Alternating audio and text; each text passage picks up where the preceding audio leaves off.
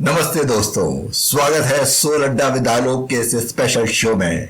आज हम एक नया कार्यक्रम शुरू कर रहे हैं।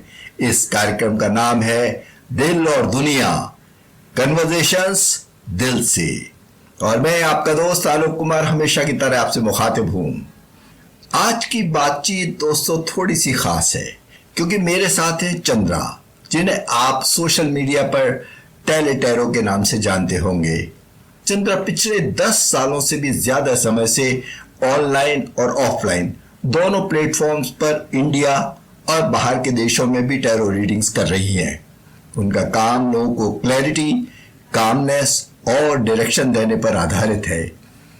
आज हम टैरो को बिल्कुल आसान, रोजमर्रा वाली भाषा में समझेंगे, बिना हैवी कंसेप्ट्स के, बिना डर, बस सीधी दिल से दिल की बात। चंद्रा जी, बहुत बहुत स्वागत है आपका आज हमारे इस खास शो में।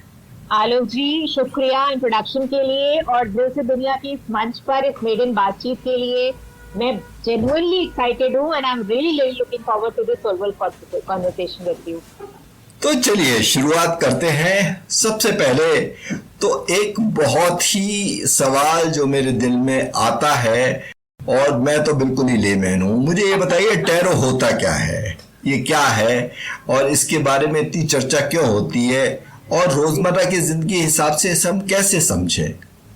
देखिए, ये बिल्कुल सही कहा क्योंकि tarot is really capturing the everyone's attention, you know, it is in everyone's discussion and perception. तो सिंपल शब्दों में जैसे आपने कहा था कि जो टैरो है वो एक 78 कार्ड की एक डेक होता है, एक पत्तों की गड्डी होती है, राइट। बट जो आप सवाल कर रहे हो कि for those who choose to believe in tarot, ये it contains universal wisdom, और हम लोग जो इसको यूज करते हैं, जिसको मानते हैं और जानते हैं, वो डिविनेशन, सेल्फ अवेयरनेस और सेल्फ रिफ्लेक्शन के लिए इसका इस्तेमाल करते हैं, अपने खुद के लिए और दूसरों के लिए। लेकिन हम इसको थ्रेडबेयर अगर अपने श्रोताओं तक समझाना चाहें या शेयर करना चाहें, तो अगर जो मुझे एग्जाम्पल समझ में आता है तो हम ये बोल सकते हैं कि टैरो वैसे ही होता है जैसे हमारी गाड़ी में जो रेयर व्यू मिरर या फ्रंट व्यू मिरर होता है, आलोक जी। तो अच्छा। वो एक तरीके से, हाँ, एक मिरर की तरीके से होता है जो आपकी दिशा नहीं तय करता, हाँ, लेकिन it plays a very significant role in your journey, right. And when it comes to tarot in your life journey, जो कि आपको साफ साफ दिखाता है कि भाई आसपास क्या चल रहा है ना, आप कहाँ जा रहे हो, कहाँ नहीं जा रहे हो, आपको किस चीज पे थोड़ा ध्यान, जैसे बोलते हैं ना, सावधानी हटी और दुर्घटना घटी, राइट। उसी तरीके से टैरो भी बस ऐसे ही काम करता है कि आपकी जो करंट स्थिति है, सिचुएशन है, उसको रिफ्लेक्ट करता है और आपको क्लैरिटी और अवेयरनेस देता है। ताकि क्या होता है ना आलोक जी, कि अगर आप अपने डिसीजन में थोड़ा सा समझदारी और ग्राउंडेड तरीके से लेते हैं तो ये आपके जीवन की गाड़ी को पटरी से उतरने नहीं देता, और कहीं ना कहीं अगर उतर आई है तो वापस उसको पटरी पे चढ़ाने की आपको मदद करता है, आलोक जी। ये बहुत बढ़िया बात बताई कि रियर व्यू मिरर या साइड व्यू मिरर दोनों की तरह काम करता है, और पीछे से हमारे पे कौन सी आफत आने वाली है या साइड से कौन सी आने वाली है उसके बारे में हमें आगाह कर देता है, ये कहना चाह रही हैं। आगाह भी कर देता है, जो फ्रंट व्यू मिरर है कि आप कितने हसीन और सुंदर रास्ते पे जा रहे हैं, ये भी तो बताता है। हाँ, और सामने से भी दिख रहा है कि आपको ही पता लगता है। करेक्ट। और लेकिन हमें अपनी डायरेक्शन बिल्कुल तय रखनी है कि इसी रास्ते पे चलना है, ये भी बहुत जरूरी है ना। आगे के रास्ते पे कई पगडंडियां भी आएंगी, उनसे भी बचाव हो जाता है हमारा। बिल्कुल। चलिए, तो लोग टैरो से थोड़ा सा नर्वस रहते हैं, मैंने ज्यादातर देखा है लोगों में। तो क्या ये कोई डरने वाली चीज है या एक नॉर्मल गाइडेंस टूल की तरह ही इसको समझना चाहिए? देखिए, बहुत वाजिब सवाल आपने पूछा। ये नर्वसनेस जो है ये बेबुनियाद नहीं है, बेमानी नहीं है, इसको अंडरमाइन नहीं कर सकते हम लोग, क्योंकि ये दिस इज बिकॉज ऑफ, अभी मैंने एक सीरीज करी है tarot beyond myths and misconception, इसमें इस टॉपिक को बहुत ब्रॉडली कवर किया है कि कहाँ से ओरिजिनेट करता है। लेकिन ये फैक्ट है कि हमारे सबकॉन्शियस में हमारा ये जो हम जिस तरीके के जो पॉप कल्चर में जो भ्रांतियां फैली हुई हैं, टैरो का जिक्र आते ही हमारे मन में card, black magic, crystal ball जैसी जो छवि है ना, एक इमेजरी है, वो पनपने लगती है, बनने लगती है। लेकिन मैं अपने एक्सपीरियंस से, लिव्ड एक्सपीरियंस से, as a tarot advisor and expert यही बोलूंगी कि टैरो जो है एक टूल है, एक तालिस्मान नहीं है ना। ये किसी को डराता नहीं है, ये आपको जज भी नहीं करता, इसलिए इसमें कोई सुपरस्टिशन जैसी चीज नहीं है, आलोक जी। ये बहुत जानना और समझना बहुत जरूरी है, क्योंकि ये एक टूल है जो कि आपको ऑप्शंस और क्लैरिटी देता है। हाँ, टैरो एक नॉर्मल सपोर्टिव गाइडेंस के टूल में आप देखें तो बेटर रहेगा, क्योंकि कि फिर मैं बोलूंगी कि न्यूट्रल टूल है, जैसे कि गाड़ी में एक मैप होता है आपका या मिरर होता है, तो वो आपकी मदद करता है, वो आपको किसी तरह से गुमराह नहीं करता ना।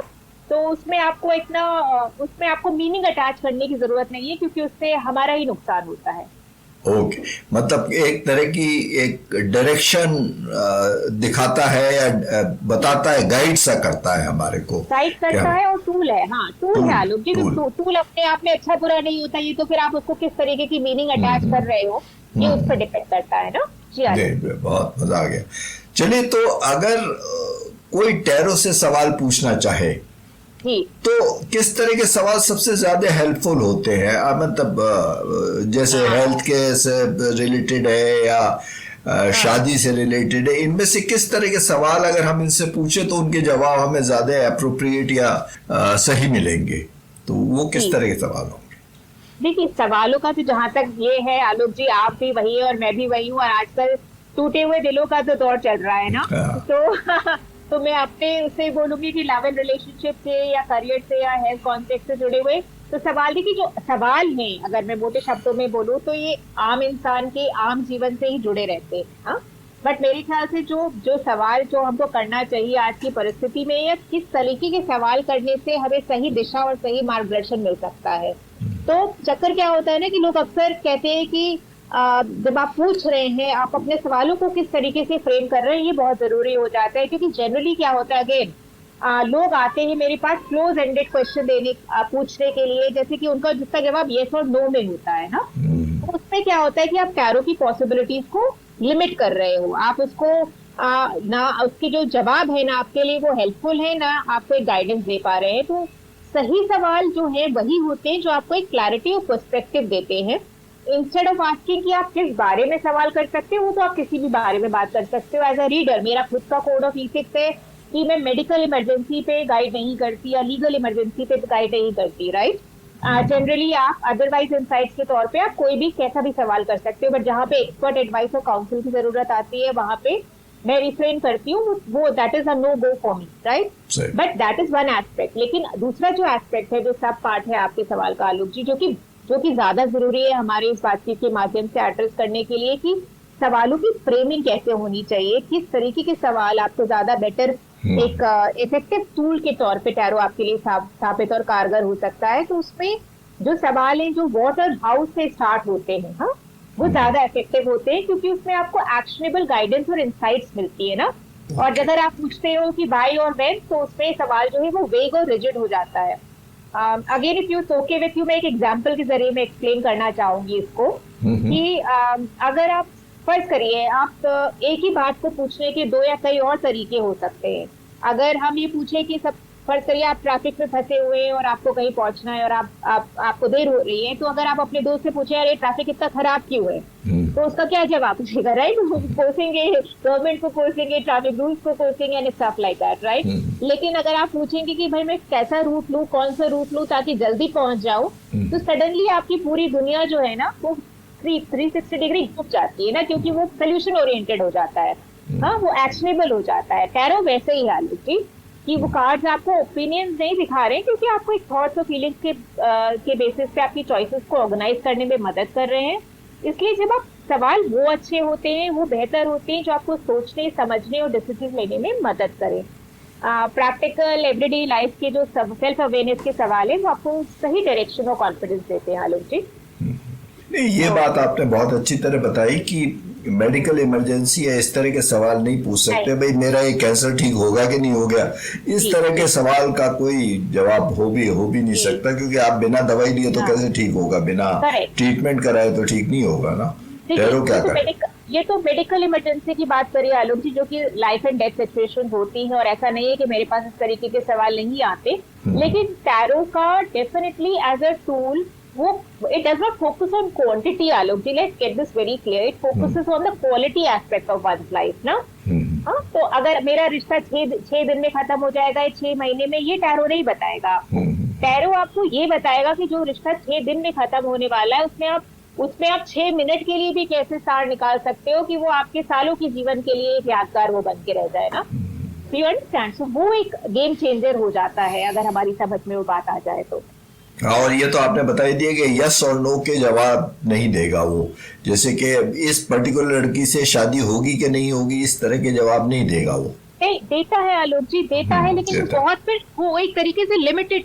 आप उस जवाब का करोगे क्या? फर्ज करिए, देखिए 10 में से जो स्पेशली जो फ्रीबीज काइंड ऑफ रीडिंग होती है ना, जो फ्री में आपको रीडिंग करवाते हैं कि 3 मिनट की रीडिंग और 1 मिनट में, उसमें सवाल ऐसे होते हैं, मेरी शादी होगी नहीं होगी, मेरा बॉयफ्रेंड वापस आएगा नहीं आएगा, मेरी नौकरी लगेगी नहीं लगेगी। तो ये बात है, ये फैक्ट है कि आजकल जो सवाल जो पूछे जाते हैं वैसे ही पूछे जाते हैं, बट हम अपने बातचीत के माध्यम से बताना चाह रहे हैं कि ऐसे सवालों की जो उम्र है वो शुरू होने से पहले ही खत्म हो जाती है ना।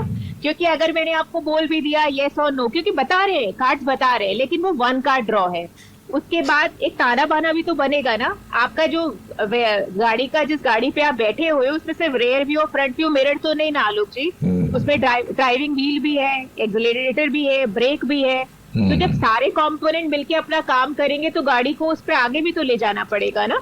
तो एक ही एस्पेक्ट पे हम उलझ के लिमिट करके ना रह जाए, यस और नो के आगे भी आप उसको देखने की कोशिश करें। अगर जवाब यस है तो क्यों है, नो है तो क्यों है, राइट?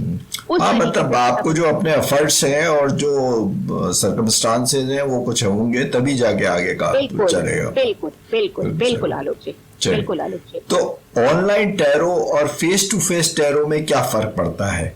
ये क्या दोनों अलग तरह से होते हैं या एक्सपीरियंस अलग होता है, या कौन सा प्रेफर करना चाहिए? कुछ इसके बारे में बताएंगे?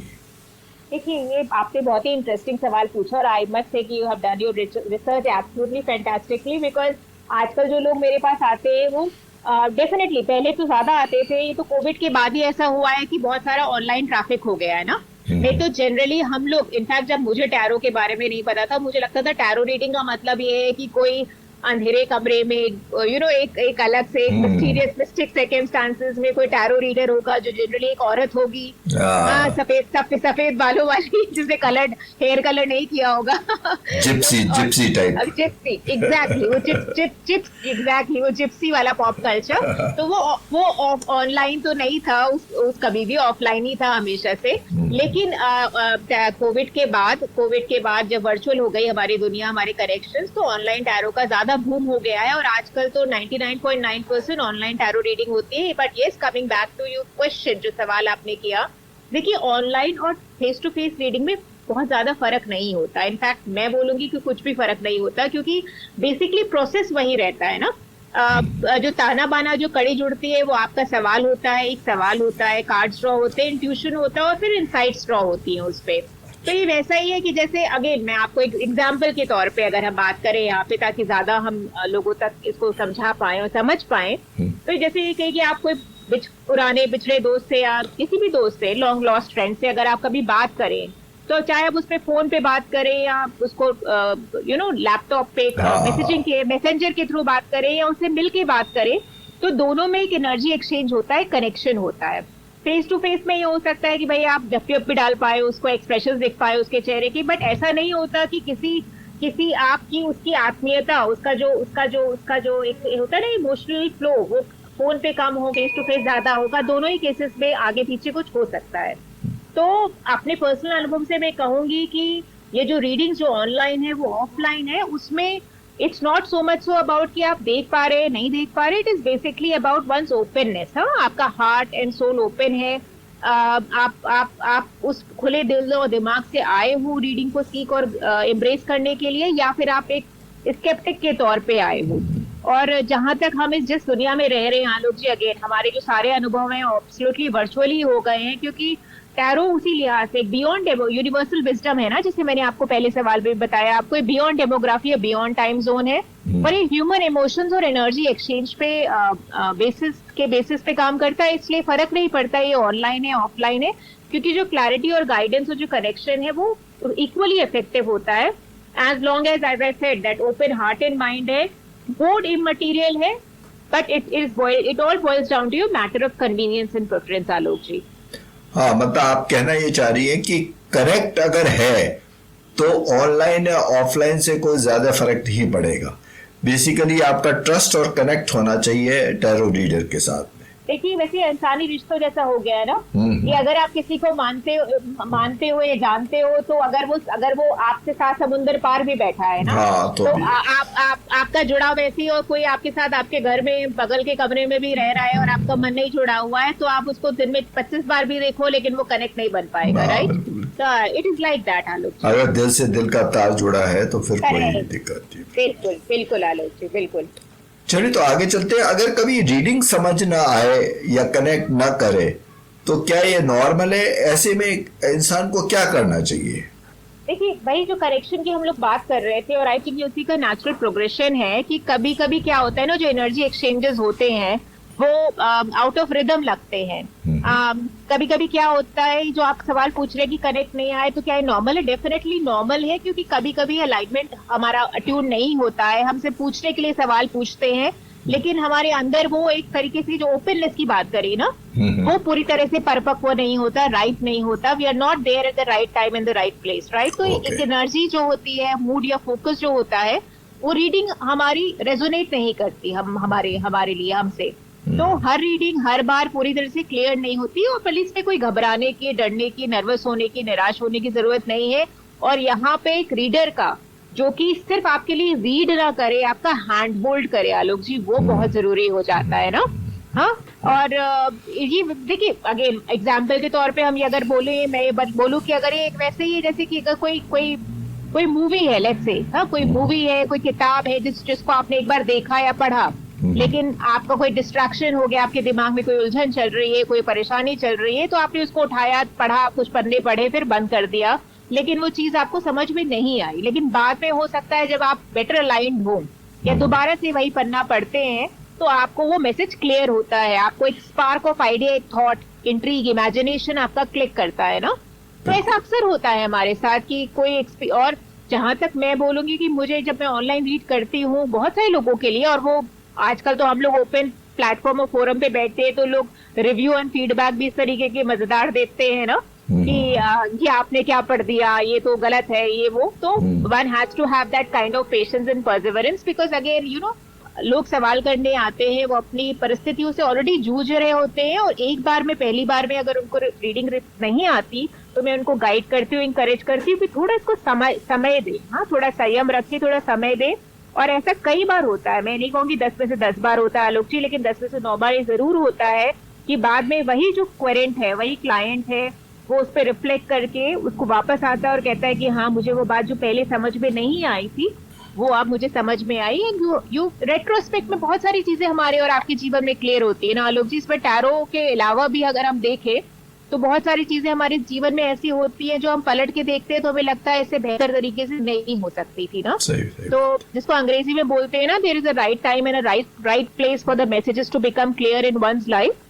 तो ये बिल्कुल नॉर्मल है, और ये ऑनगोइंग प्रोसेस है, ये अनरेवलिंग और अनफोल्डिंग प्रोसेस है। ये ऐसा नहीं है कि भाई you have been there and done that, एक बार आपने एक रीडिंग ली और किस्सा खत्म। हाँ, तो एक किताब है जिसका पन्ना परत दर परत खुलता है आलोक जी। तो इसका मतलब है, अगर मैं सही समझ रहा हूँ थोड़ा बहुत, अगर टैरो से आपको ऑप्टिमम बेनिफिट या ऑप्टिमम रिजल्ट्स चाहिए, तो आपकी और टैरो रीडर की अगर वेवलेंथ एक होगी, तो फिर आपको बहुत अच्छा रिजल्ट मिलेगा, और जो भी आप चाह रहे हैं शायद वो मिल जाए। Is it okay? अगर मैं ये कहूँ, ये जो आपका ये इन्फरेंस है, जो आपका ये जो एनालॉगी है, इससे ये बिल्कुल बैंग ऑन है आई वुड से आलोक जी। क्योंकि ये जो वेवलेंथ वाली बात की, because tarot reading at the end of the day, tarot reading छोड़ दीजिए, जैसे अभी हम लोग ये वार्तालाप भी कर रहे हैं, कॉन्वर्सेशन भी कर रहे हैं, ये एक एनर्जी एक्सचेंज है ना। हम लोग की वेवलेंथ मिल रही है, तभी आप मुझको सुन पा रहे हैं, समझ पा रहे हैं, मैं आपको सुन पा रही हूँ, समझ पा रही हूँ ना। इट इज ऑलमोस्ट लाइक कि अगर मैं इसे एग्जाम्पल के तौर पे बोलूँ, इट इज ऑलमोस्ट लाइक कि अगर हम किसी रेडियो चैनल पे, अगर मुझे 98.3 का या गाना सुनना है या 92.7 का गाना सुनना है, तो मुझे उस रेडियो फ्रीक्वेंसी को ट्यून करना पड़ेगा। हाँ, या तो अगर हम ट्यून नहीं करेंगे और बीच वाले रेडियो स्टेशन पे घूमेंगे, यहाँ पे कोई फ्रीक्वेंसी नहीं है, तो हमें वो किरकिर की आवाज सुनाई देगी ना। हाँ, अगर 98.3 की जगह 98.35 भी लगा दिया तो भी गड़बड़ रहेगी। करेक्ट, या वो भी है, और दूसरा ये है कि अगर हमें न्यूज सुननी और हम गाने सुनने का चैनल लगा लेंगे तो हम रिमोट को तो कोस नहीं सकते ना, या टीवी को ये तो नहीं बोल सकते कि टीवी जो है वो बेकार हो गया है. So this is almost like that, it is as good as like that. तो वेवलेंथ की बहुत जरूरी बात करी, बट फिर भी मैं उसमें ये बोलूंगी कि जो क्वेरेंट होता है, जो सवाल पूछ रहा है, उसकी उतनी जिम्मेवारी नहीं होती जितनी जिम्मेवारी एक रीडर की होती है. और यहीं पर रीडर का एक्सपीरियंस काम आता है, और यहीं पे यहीं पर हम अपनी बातचीत के माध्यम से बोलना चाहेंगे कि रीडर का चुनाव आपके लिए करना बेहद जरूरी है. एक सही रीडर का चुनाव, नहीं तो बहुत बार क्या होता है ना, it does you more damage than good, Alok ji. And that is the biggest source of my concern and worry in today's days and time, कि जितना टैरो जितनी तेजी से बढ़ रहा है ना, उतनी तेजी से ही इसके जो बोलते हैं ना, जो क्लिक बेट वाला जो तरीका है, जो वो है जिसको बोलते हैं ना, tool for exploitation and manipulation of human emotions, वो भी बढ़ रहा है Alok ji. So that is there. नहीं, मेरे को इससे एक बहुत दूसरी चीज याद आ रही है कि टैरो रीडर एक प्रोफेशनल है, तो ऑब्वियसली उसकी जिम्मेदारी ज्यादा है, पहली बात. और दूसरी बात यह है कि जब हम डॉक्टर और पेशेंट के रिलेशनशिप को देखते हैं, तो पेशेंट तो अपनी प्रॉब्लम लेके डॉक्टर के पास जाता है. अब डॉक्टर ज्यादा मैच्योर होता है, उसको नॉलेज भी होती है, उसको एक्सपीरियंस भी होता है ऐसे पेशेंट्स को डील करना, तो उसकी जिम्मेदारी ज्यादा है कि वो उसको किस तरह से सही रास्ते पे ट्रीटमेंट करे, गाइड करे एंड ऑल दैट. तो वही बात टैरो रीडर के साथ है. अगर टैरो रीडर मैच्योर होगा, समझदार होगा, एक्सपीरियंस होगा, तो फिर उसके जो एडवाइस होगी वो डेफिनेटली इफेक्टिव होगी, बेटर. लेकिन आलोक जी, एक चीज का मैं जिक्र जरूर करूंगी, और आपने बहुत अच्छी बात बोली, इसीलिए इस कड़ी को मैं एक और कड़ी से जोड़ना चाहूंगी कि जब हम बीमार होते हैं और हम डॉक्टर के पास जाते हैं, तो डॉक्टर के पास जाने से पहले हम ठोक बजा के देखते हैं ना कि भाई हम किस डॉक्टर के पास जा रहे हैं. एटलीस्ट वो जिम्मेदारी तो आप रीडर क्वेरेंट की तय करोगे ना, पेशेंट की तय करोगे ना. हम वहां नहीं चले जाते, डॉक्टर तो कान खोल के बैठा बोल रहा है मैं 3 मिनट में तुमको फ्री दवाई दूंगा और तुम हमें हमेशा के लिए ठीक हो जाओगे. You understand? तो एटलीस्ट तो दोनों का ही वो ताना बाना है, और दोनों की ही जिम्मेदारी तय करने की बहुत जरूरत है आज के समय में, ताकि जो टैरो का काम जो है वो बखूबी वो कर पाए, जो वो करता आया और जिस करने के लिए वो बना है इन द फर्स्ट प्लेस. ये सही बात है. और दूसरा है कि आजकल जमाना स्पेशलिस्ट का हो गया है, तो आपको जैसे अपने इलाज के लिए एक स्पेशलिस्ट, सही स्पेशलिस्ट ढूंढना पड़ता है, वैसे ही आपको एक टैरो रीडर भी ऐसा चाहिए कि जो वाइज हो, समझदार हो, जिसको अनुभव हो, तभी आपको जो आप चाह रहे हो आपके रिजल्ट्स भी ठीक आएंगे. बिल्कुल सही बात. आलोक जी, आपने सही कहा. आज का जमाना स्पेशलिस्ट का तो हो गया, लेकिन आज का जमाना फ्रीबीज का भी बहुत हो गया है. वो तो एक के साथ एक फ्री है ना. अगर वो एक लड़की अपनी बहन को भी साथ ले आई है कि जब ये फ्री चल रहा है तो एक को 1 to 1 और कर दीजिए, आप एक के साथ एक फ्री और कर दीजिए. हर जगह वो सेल और फेस्टिव ऑफर के चलते ना लोग गुमराह हो रहे हैं. हाँ, ये भी हो रहा है, बिल्कुल हो रहा है. एक्चुअली वो दुकानें हैं, हर कोई अपनी चीज बेचना चाह रहा है. जी आलोक जी. चलिए, तो अगर कोई टैरो से अपना कनेक्शन बनाना चाहे बिना कार्ड्स खरीदे भी, तो फिर उसको किस तरह से शुरुआत करनी चाहिए, क्या करना चाहिए उसे? आलोक जी, देखिए, टैरो से कनेक्शन बनाना बिल्कुल कॉम्प्लिकेटेड नहीं है. जैसे आपने पहले बोला ना, इसमें क्यूरियोसिटी और ओपननेस की बहुत जरूरत है, प्री रिक्विजिट है ना. ये महसूस करना कि आप अपने अंदर की आवाज सुनने के लिए या खुद को समझने के लिए, जैसे मैंने बोला, सेल्फ रिफ्लेक्शन के लिए, आत्मचिंतन के लिए, भविष्य दर्शन, दोनों के लिए टूल्स हैं. लेकिन जो आप, बड़ा इंटरेस्टिंग सवाल है आपका, क्योंकि मैं अपने आप को उस पहलू में डाल के सोच रही हूँ कि कोई डेक क्यों नहीं खरीदना चाहेगा. क्योंकि क्या होता है ना, लोगों के मन में ये भी है, और ये भ्रांति भी दूर करनी जरूरी है. इनको लगता है कि एक इन्वेस्टमेंट है. तो उस लिहाज से मेरा ये फर्ज बनता है कि मैं ये क्लियर कर दूं कि टैरो डेक खरीदना जो एक आपके जो वीकेंड पार्टी का जो ग्लास साइज पिज्जा और ड्रिंक पे जो खर्च होता है, उससे सस्ता इन्वेस्टमेंट है. और जहां तक एक पिज्जा जो है वो चट आता है और पट खत्म हो जाता है, और वो आपके एपेटाइट को सेटिस्फाई करता है. टैरो दूसरी तरफ जो है वो लॉन्ग टर्म इन्वेस्टमेंट है, जो कि आपको सोल को नर्चर और नरिश करता है ना. तो थोड़ा इन्वेस्टमेंट तो आई एम श्योर जो हमारे सुनने वाले हैं वो अपने सोल और सेल्फ अवेयरनेस के लिए करना चाहेंगे या कर सकते हैं. लेकिन हाँ, अगर नहीं फिर भी कोई अगर कॉन्स्ट्रेंट है तो अगर आप कोई वन इज हेजिटेंट है या कोई अभी भी कोई इफ्स एंड बट्स है, तो मैंने अपने सोशल मीडिया के हैंडल्स पे, चाहे वो यूट्यूब शॉर्ट्स के जरिए हो या लॉन्ग टर्म वीडियो फॉर्मेट्स के जरिए, जो मेरे खुद के लिव्ड एक्सपीरियंसेस या जर्नीज है उनको कनेक्ट करती हूँ मैं टैरो के किसी ना किसी टैरो के साथ, राइट। तो वो एक दिलचस्प तरीके से ना, एक कहानी के जरिए, एक ताना बाना के जरिए जो मैं उसको दर्शाती हूँ और दिखाती हूँ, तो एक कंटेंट नेचुरली मदद करता है लोगों को टैरो से कनेक्ट करने के लिए और जोड़ने के लिए। तो अगर आप बिगनर्स हैं, एंथुसियास्ट हैं, स्केप्टिक्स हैं, I would request and encourage you to go and see that. Otherwise थोड़ी सी क्यूरियोसिटी और थोड़ी सी अवेयरनेस के साथ जो कनेक्शन जो है बनाने का एक ये पूरा और बेहतरीन इंसेंटिव है हमारे सभी सुनने वालों के लिए, आलोक जी। हाँ, तो टैरो कार्ड्स ऑब्वियसली जैसे आपने कहा कि बहुत छोटा सा इन्वेस्टमेंट है। अच्छा ये बताइए, कहीं लोगों के दिमाग में ये तो नहीं होती है कि टैरो जैसे कार्ड जैसे कोई चीज हम बैड ओमन मान के, ऐसा तो कुछ नहीं है कि भाई हम कार्ड घर में रखेंगे तो इससे हमारे को कोई नुकसान हो जाएगा, या ऐसा कुछ तो नहीं है लोगों के दिमागों में जो कार्ड्स नहीं खरीदना चाहते? पैसा तो एक अलग चीज हो गई। नहीं, डेफिनेटली वो भी है, लेकिन वो तो भ्रांति है ना, वही मैंने बोला ना, एक टूल है। तो कोई अगर ये तो वैसे ही जैसे मैंने बोला ना, आप ये टैरो तो एक पत्तों की गड्डी है। अब फर्ज करिए हम सभी के घरों में ताश के पत्तों की गड्डी होती है, और अगर आप ये जान के हैरान होंगे, and it is a very interesting fact also, कि जब टैरो शुरू में 13वीं शताब्दी यूरोप की मैं बात कर रही हूँ, जो थोड़ा बहुत मैंने पढ़ा है, जाना है इसकी हिस्ट्री को, उसमें टैरो जब इनिशियली इंट्रोड्यूस हुआ था तो एक खेलने वाले पत्तों की तरीके से ही था। तो ये तो ओवर द इयर्स क्या होता है ना, वही बोलते हैं ना कि आधा ज्ञान या अधूरा ज्ञान जो है वो ज्यादा डेंजरस होता है। Half knowledge is dangerous kind of that kind of sentiment.